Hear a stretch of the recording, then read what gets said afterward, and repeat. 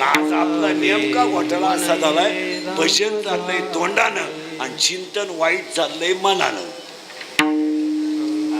मग माणसं म्हणते ना, माझं बऱ्याच लोकांची एक तक्रार आहे, आमच्यापाशी बोलत आहेत लोक, व आम्ही माळकरी असून आमचं देव चांगलं करीनं आणि दारुड्या तर महिन्याला खरेदी घेतोय, हा देवाच्या दारात न्याय आहे का?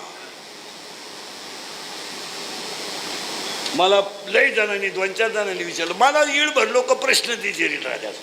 त्याने असा प्रश्न विचारला मला, गळ्यात माझ्या टपुऱ्या मानेशी माळ आहे, मी गंधबिन लावतोय, वारी करतोय, आमच्या शेजारचं एकादशीला अंडे खातंय, शिवरात्रीला कोंबड्या कापित आहे, पण ठणठणीत हो त्यानं ट्रॅक्टरही घेतला आणि माझं काय असं हो राहिलं काय मला समजा, माळ काढू का काय?